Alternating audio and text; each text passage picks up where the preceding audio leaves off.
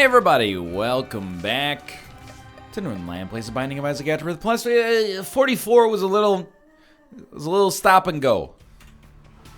MGAJ 70QD. Dude, you can't be hitting me with these 18 rate of fire runs back to back. It's a war crime. Luckily, I mean,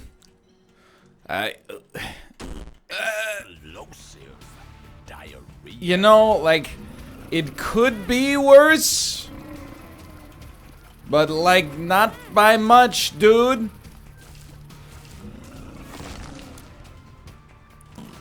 Please.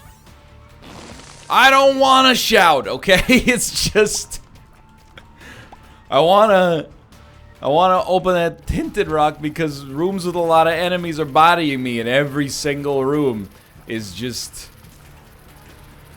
surrounding me with these weirdo flies and spiders. Okay, let's work through it together, alright? It's the first floor. Our stats are not good. To be fair, dude, that could have killed us, legitimately. Hold up.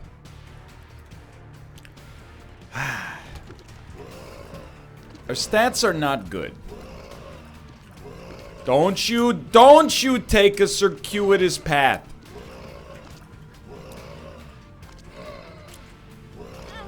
How dare you? After all we've been through together. You have the audacity.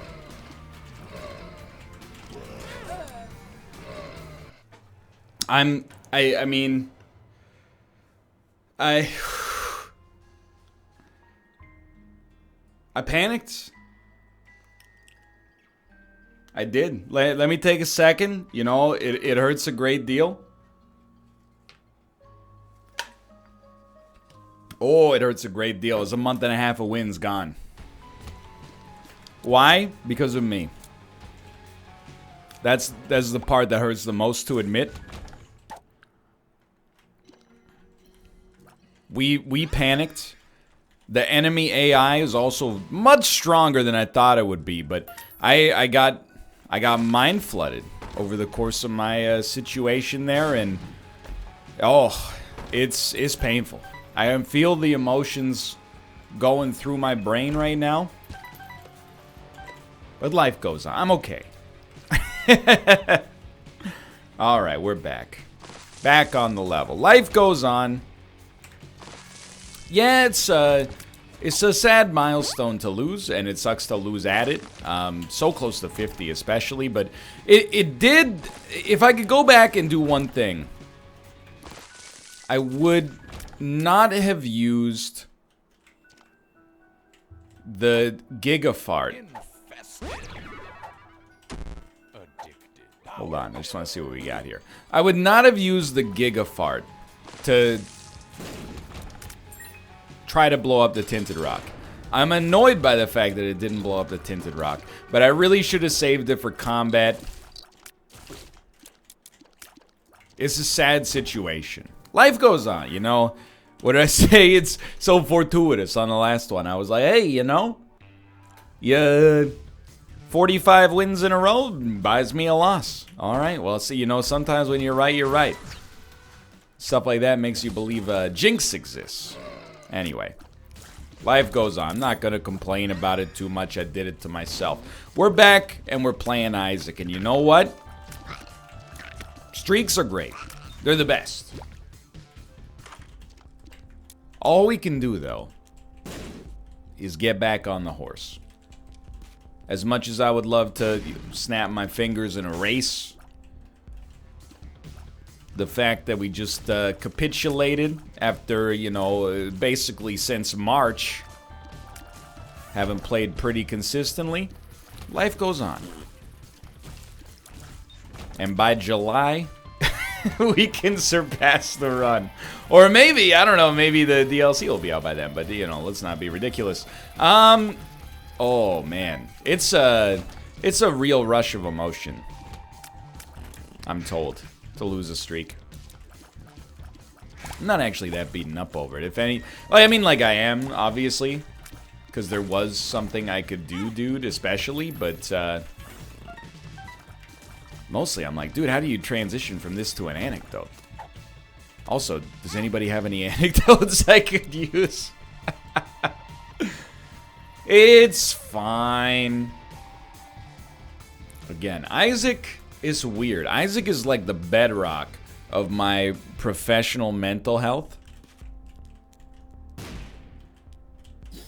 I don't know if you really wanted Nun Sabbath there. Which is a scary thing to say. I recognize that in advance. The idea that the thing that against all logic and good sense you've been playing for 11 years is also the thing keeping you the most grounded. I don't know. You know, I read these stories sometimes about people who, like, no matter what, they run a mile every day. Or at least they average running a mile every day. You know what I mean?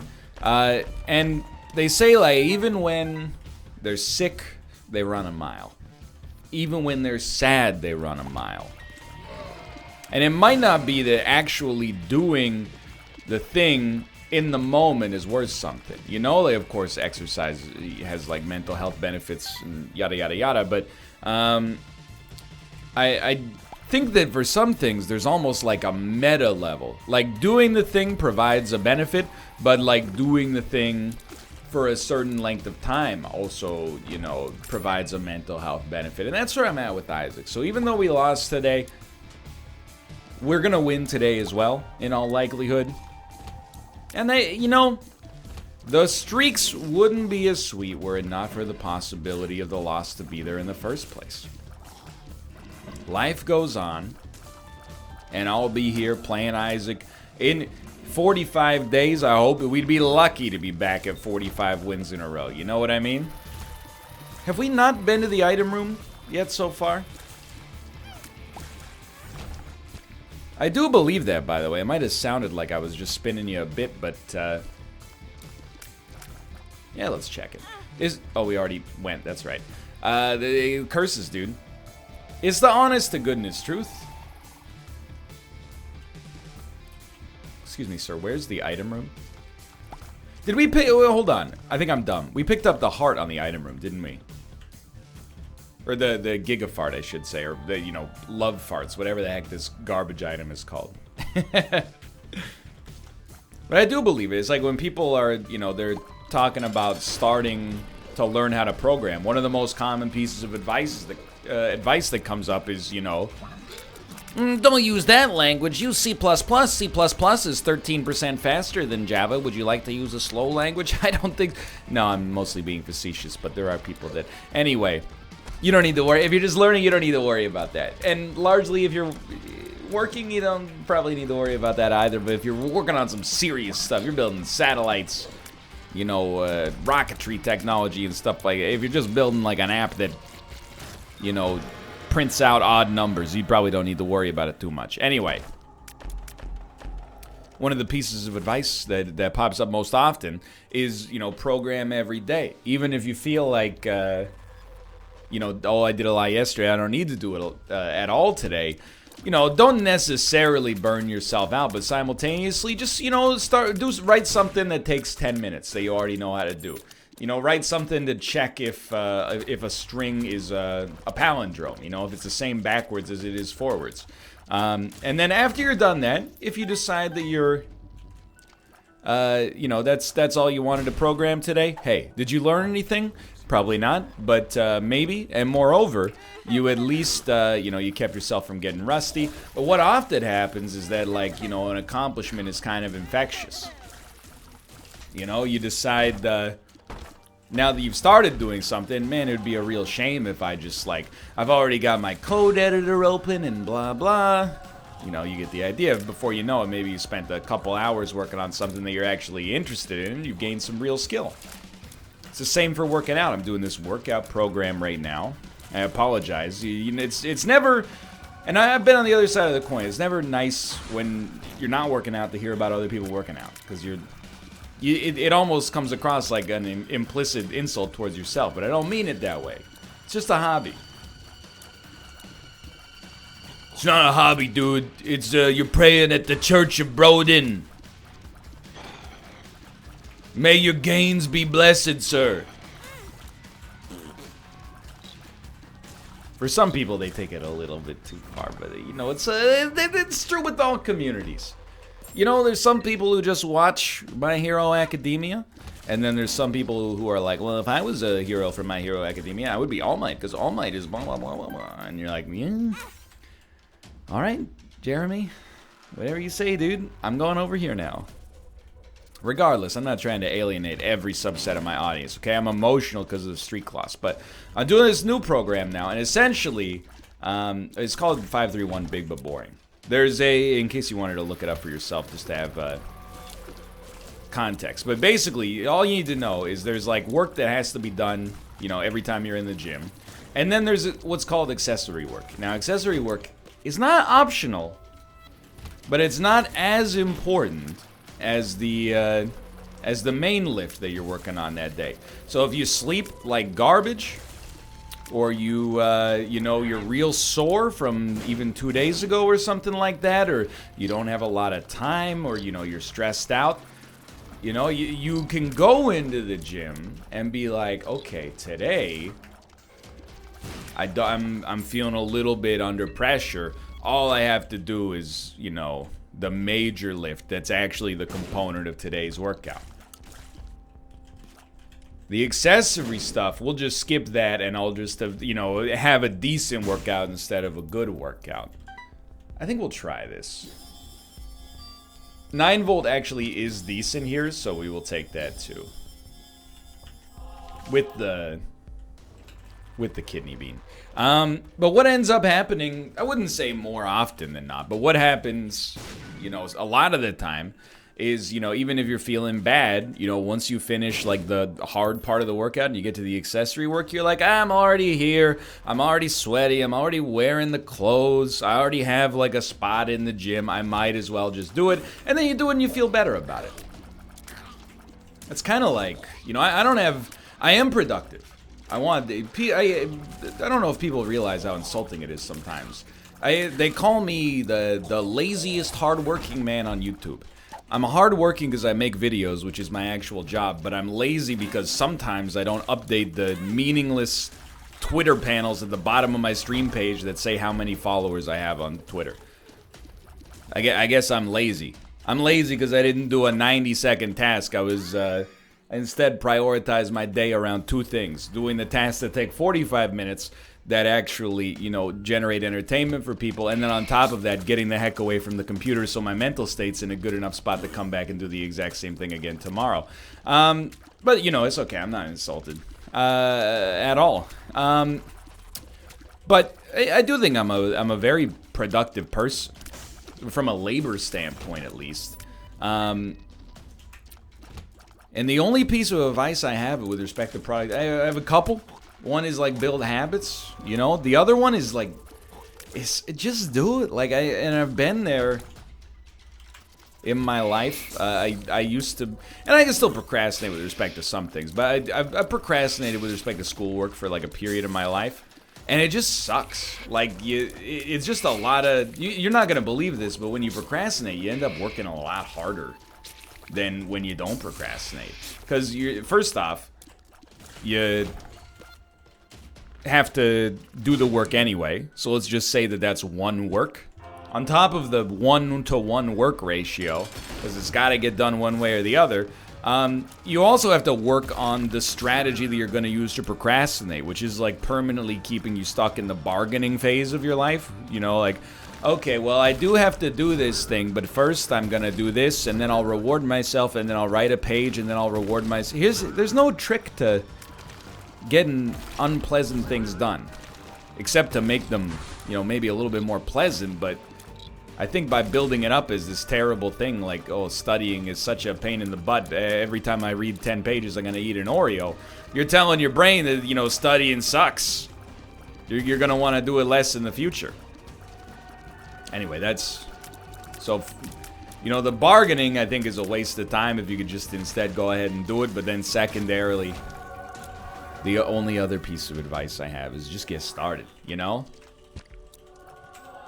Why Prism? Because it's just, it's funky. You know, odds are once you get started, it's easier to keep things going once you get started than to constantly like stop and start. So my personal piece of advice, you got that task in your life that you're, you know, not excited about doing, just start doing it. You know, you could don't even finish the episode, just take your top right on the way out of the door. Get it started. You'll be thankful for it. I guarantee it. I'm not trying to be, you know, if you're cool with your own procrastinating ways, you know, you can lead a horse to water, but you can't make it drink, right? But if you're a thirsty horse and you're like, how do I stop procrastinating? You're not gonna like the advice, but you just gotta do the thing. It's not that hard. Yes, you can. You totally can, though. Take me down here.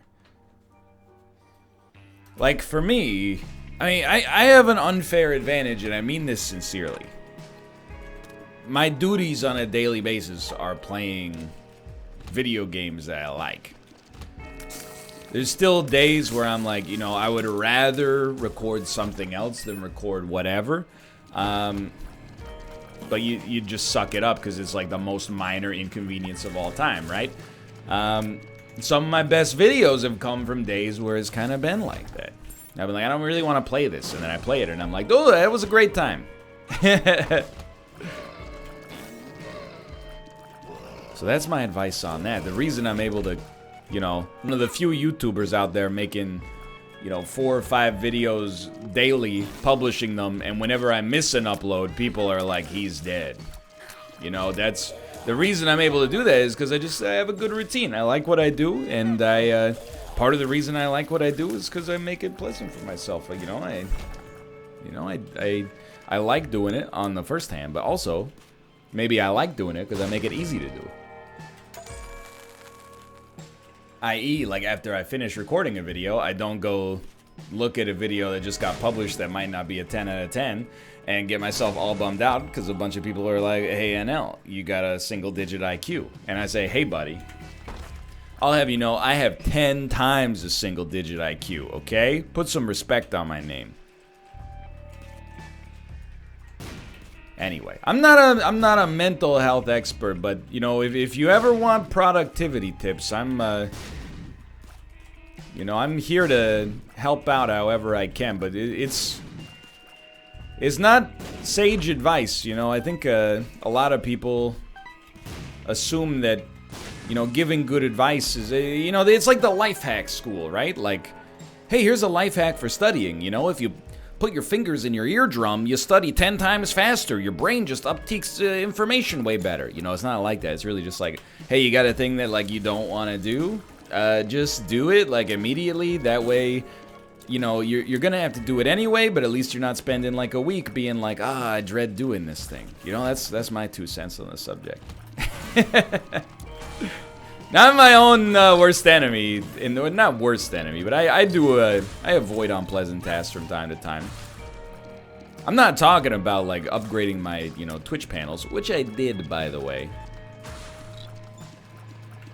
And you know, like, at the end of the day, you're right and you're wrong. You know, it only took 10 minutes to do it, but the only reason people ever talked about it is because they were like, well, these are really out of date. And then I fixed them and they're like, all right, looks good to me. It's like going to a restaurant and you're like, I love the food, but your sign is so old. And I spent like 10 grand on a new sign and you're like, cool. And then you still just keep coming anyway, you know? It's not like you're going to tell your friends like, oh, his stream's really good, but don't scroll down past the video panel. Half of y'all can't even remember your freaking locker combinations, okay? So you get off my back is what I'm trying to say. Anyway, that's my productivity tip. Come back the next episode of NL's Tips. What's my next tip?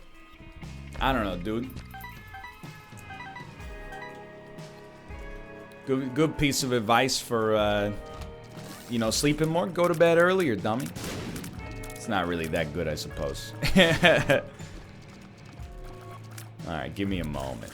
This run, you know, is still pretty bad, all things considered. Could be better. What I'd be really looking for, I guess we do have a Mega Satan set up here. I would like... Thinking of... You know what? Give me a weird, bad brimstone. Angelic brimstone. Triskaidekaphobia. I'd be okay with that. Fruitcake is kind of helping, especially with prison. Sorry, I keep, I got like a... kind of like a canker sore on the left side of my mouth. Dude, there's no... I mean, I've had, you know, a relatively pain-free life, I'll tell you. But I get back pain from time to time. I get neck pain from time to time. There is no pain more annoying. There's probably pain more severe. There's more pain, no pain more annoying than having like a painful spot in your mouth. It's just, it's the worst. Because your mouth, especially if you talk for a living or talk at all, which, you know, a lot of people tend to, you're using it all the time. Your tongue's always rattling around in there. Like, you're just... I mean, there's that bit from The Simpsons where they're like, what's wrong? And the guy's like, I got a canker sore. I keep poking it with my tongue, but I know that's just making it worse. But, you know, you can't... It's like a pain you can't help but remember you got. It's the same kind of, you know, canker sore I told you about when you use like a whitening style of toothpaste and you're allergic to whatever the active ingredient is. That's what I got going on here. Okay, just a damage upgrade, please, sir. And, you know, I'm not asking for sympathy, but my GoFundMe will be up soon. I'm not ragging on GoFundMe, okay? I'm just using... It's just a punchline.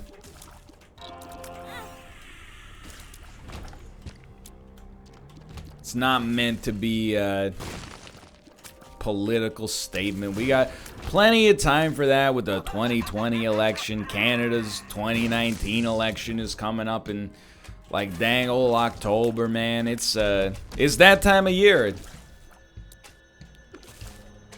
I mean, obviously, like, we're not gonna get into it, but like,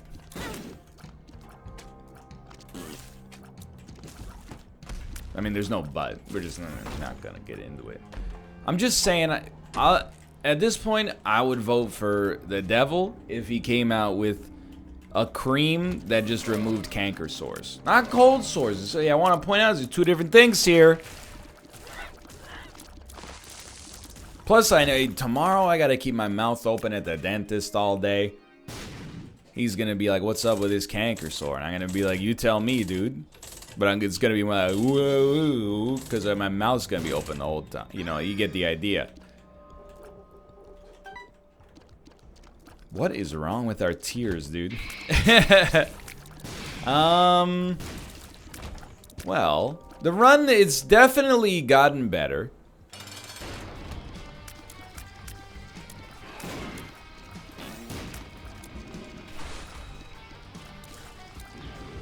Piercing shots are, you know, very advantageous, but I got so sucked into the anecdote on part of this run, I neglected to realize the fact that, you know, we're still at 8 rate of fire, 3.5 damage. This would be a really, really opportune time for us to advance into the 21st century of Isaac. Like, thank you. Okay, the rate of fire I appreciate. The angel room is what I'm more interested in, though. And the wafer is just a beautiful item. I unfortunately cannot fight you. I tried. I pressed the spacebar, dude. There's nothing I could do. So we're still, I mean, pretty underpowered, but it's a start.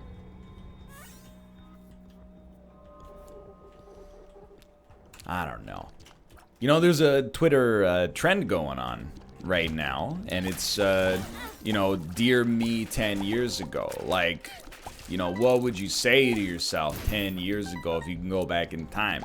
And it's like all Twitter trends. It's is people less funny than me exposing their bad senses of humor? Like, you know, hey, buy Amazon stock. Good one. Wow, the joke that, you know, if you could go back in time, you would buy the stock of a company that would make you rich. I haven't heard that one 10,000 times before in my life. I'm much more down with, like, you know, I think 2019 might be the year, and it's rich coming from me. I'll level with you. But it might be the year that I get over Snark, you know? Even though I just said something very snarky and insulting to people I've never met on Twitter. It might be the year that I start to think about getting over Snark, you know? And the Rome wasn't destroyed in a day, just ask Nero. But like Snark in... Well, we want to go to the shop, so let's not open this. Oh yeah, we got plenty of keys. Snark is just sort of like... It's the easiest and like laziest way to talk. You know, you always see people they have in like their Twitter profiles, like fluent in 6 different forms of sarcasm. That's not cool. Especially because I'm fluent in 10 different styles of sarcasm. But, you know, to be genuine, that's, I think, okay, we'll definitely take this. That's noteworthy. You know, somebody who's not afraid to make themselves a little bit vulnerable, not creepy vulnerable, but just like a little bit vulnerable. So they could be hurt, but by opening up, they're sharing like a human experience. That's cool. What's not cool is, you know, people that reply to everything dismissively with like a, you know, Lamau, imagine X in current year. That's just like... I mean, imagine Snark in current year, mister, is what I'm trying to say, I suppose. I don't know, if I can go back, what would I tell myself? It's hard, because, like, you know, I don't have a life that's free of regrets. But, you know, I think regrets are a healthy thing for making yourself a better person in the future. Definitely, I could have saved myself a lot of boredom and a wasted year abroad if I didn't teach English in Korea. I definitely, I mean, I did that in 2010, so it's basically 10 years ago. It's definitely like, it's the worst job I ever had. Well, I don't know, Goodwill was also pretty close, but it was the worst, like, job I had that I couldn't leave. I think that much is for certain. And I definitely, like, I don't think it's necessarily a terrible job. It was a job that was definitely not for me. But if I hadn't, you know, moved to Korea and lived with the isolation and the, you know, the isolation is one thing because it gave me the opportunity to, you know, have a lot of time on my own to record videos and really get, like, my channel started. But alternatively, I think also there's something to be said about the fact that having a job I really did not like gave me a sort of hunger that stays with me to this day. And anytime, you know, it's maybe, some people might look at it as a little bit unhealthy considering it's almost a decade ago, but anytime I'm like, you know, I don't really want to make videos today, one dude was mean, I think like, dude, could be worse. Remember that month in Korea where you were working like, you know, 12-hour days, teaching the same English lesson over and over? Making basically no money, and also it was a dead-end career and there was no respect. Like, you get the idea. So I think that, you know, that if I went back, it's almost like it's a monkey's paw situation. If I went back and like erased that from my existence, I don't know, maybe I would be more successful and more fulfilled, but my guess is I would probably be less successful and less fulfilled. You know, sometimes those bumps along the way do help out a lot. That's not to say, because I know I've talked about this before, really astute viewers are like, but NL, you hate the no regrets crowd. It's true. I do. Because people who say they have no regrets, I find it very intellectually dishonest, because they always say the same thing.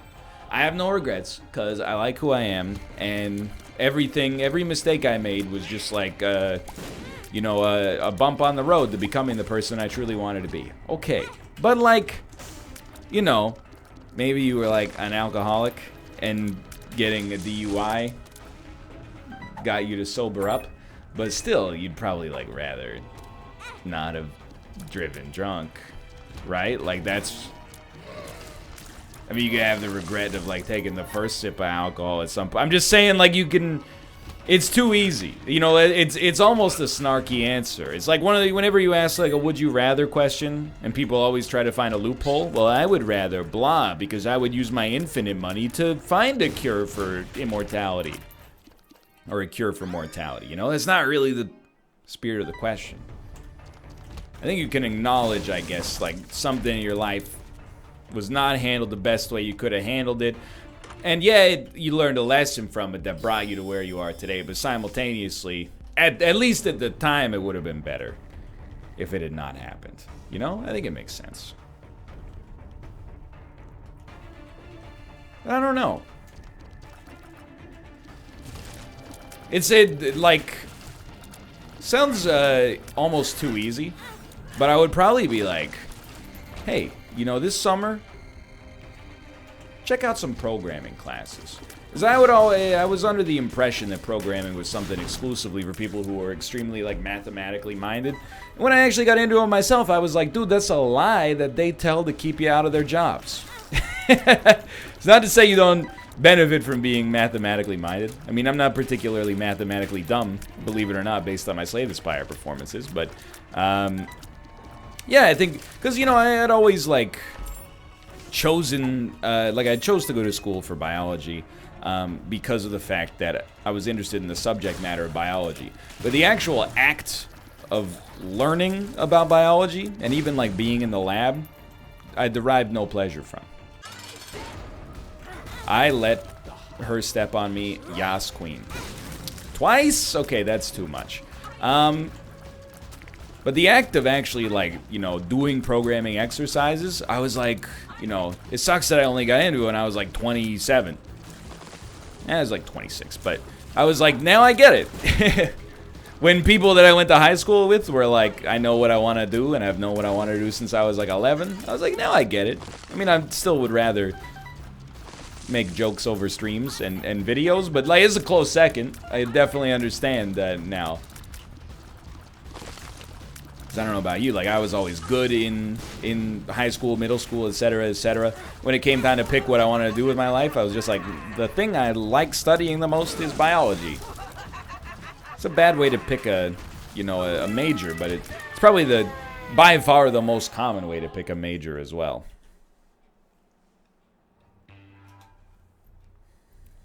Dude, I'm not trying to rag on the game. And I've been playing very absent-mindedly. I'll level with you on that one. But this run is also pretty bad. 6 rate of fire, 4 damage. It's if you started with that, you would be like, what an incredible start. But, you know, we're not starting with it. We're on the womb 1. The wafer's amazing. And actually, Fruitcake is generating a bunch of demon hearts for us, which is, you know, very, very nice. But in terms of just like a raw power level, this one is effed right now. And see, I've already sort of, I don't want to say I've forgotten about the streak, because it's not meant to, you know, like it never existed. But, you know, I've pushed it from my mind for the time being so I can cope with the loss later. There's a sensible approach to the situation. Thank you. I really appreciate you showing me where the second secret room is. You know, my eyes are broken.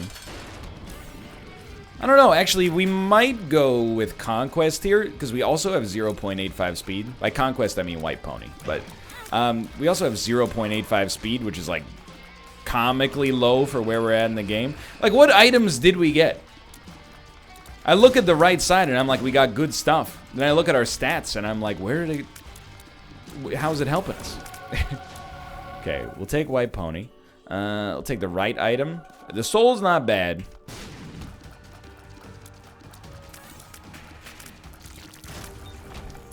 We got our other key piece. Okay, we're good to go. The run is gonna be fine. We're almost certainly gonna make it. And it's been an introspective run, let's put it that way.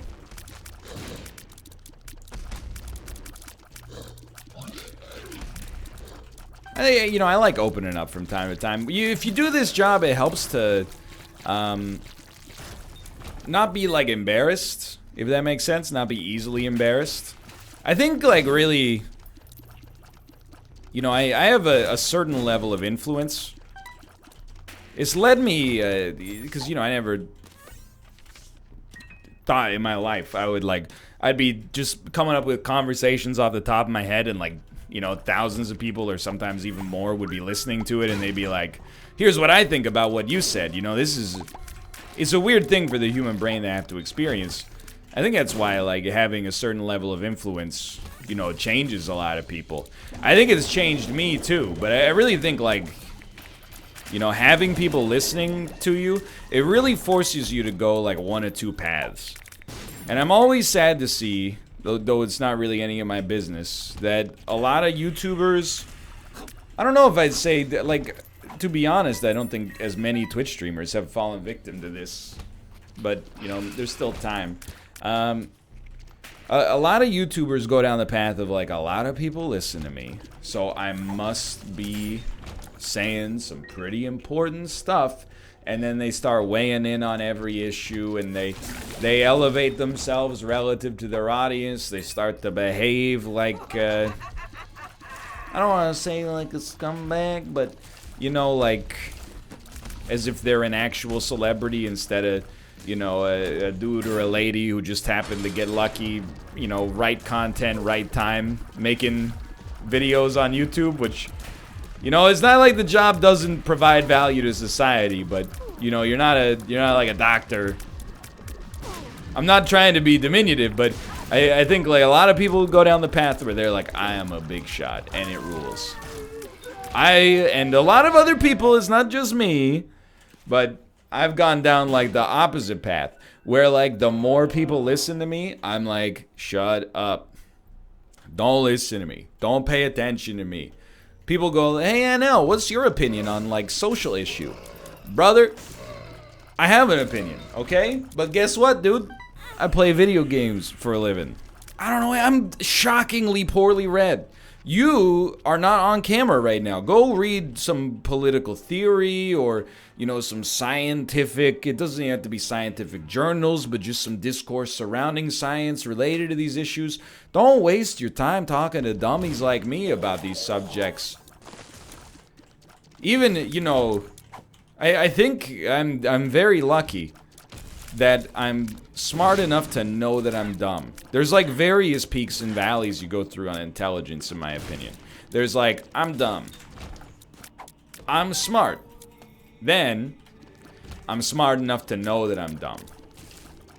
That's not the peak. That's like step 3 of 500. But I at least got to step 3. Feel like a lot of people got stuck at step 2.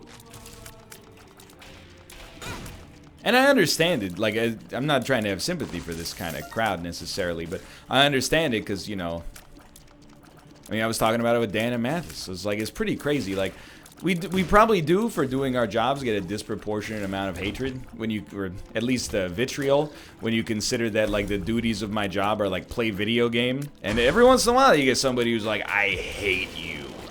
But we also get a disproportionate amount of love and respect. We get a staggering amount of people are like, watching your videos has like helped save my life, and I'm like, I didn't do anything. And I'm not dismissing those comments. That would be like the rudest thing you could ever do. All I'm saying is I think there's probably multiple ways, you know? But I do think having influence changes you. I think people always assume that, you know, absolute power corrupts absolutely. And maybe that's still true. But like at my meager level of influence, I've seen it go 2 ways. One is like, you know, a company goes like, hey, we really like your stuff. We're going to send you a free keyboard. And they're like, I'm out, dudes.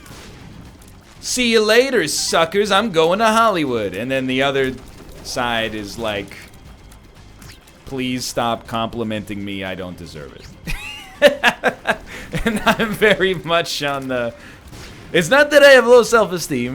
I probably have slightly too high self-esteem. I have a pride issue from time to time. I have an ego issue from time to time. But I also am like, you know, I'm nothing. I'm a speck of stardust silhouetted against the primordial ooze. You're a king. You're a queen. You're the king of queens. That's right. This is a conversation I had with a Hollywood actor and Happy Madison cohort, Kevin James, a.k.a. Paul Mall Blart Cop. You know, we should go fight Mega Satan. This run's still pretty not good. However,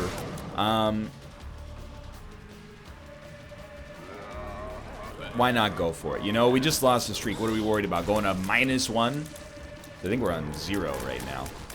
Anyway, I'm just saying, you know. I've seen it go both ways, and I've seen people go, you know, one way and come back the other way. I like it better this way.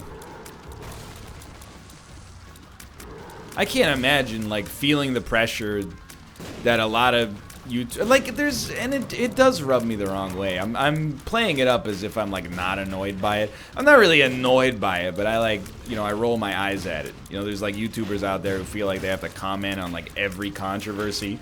And when the controversy is, like, ex-YouTubers being a jerk, I'm like, dude, that's your wheelhouse. Speak up. And they're like, I don't want to talk about it. I've got friends in this situation. Okay, cool. But then sometimes the issue is, like, you know, nuclear proliferation, and they're like, I just wish if you know, make love, not bombs. And I'm like, dude, you know, this is noble sentiment, but at the same time, you're like, you know, Castlevania dude 71. Like, you know, I'm not saying stay in your lane, because that's insulting. It's shorthand for me being incorrect in the situation. But, like, you know, I don't think you possess the necessary knowledge and experience to be considered like a reputable subject on the issue of you know, nuclear de-escalation. It doesn't. And then also people in their chat, why are you asking them about it? Go read some political science if you're interested in it. That's not like, you know, I'm not being dismissive. I'm just saying, you know, if I wanted to learn how to, you know, cook a kickin' lasagna, I'm not gonna pop into somebody's chat and be like, how do you make a kickin' lasagna? I'm gonna go to youtube.com/Emerald Lagasse, and I'm gonna see how many cloves of garlic I need to pop in and go BAM! If I ever want to slap my troubles away, I'll let Vince from Slap Chop do it. Did he get arrested for biting the tongue off of a woman of the night? Who am I to say? I'm not Judge Judy and Executioner.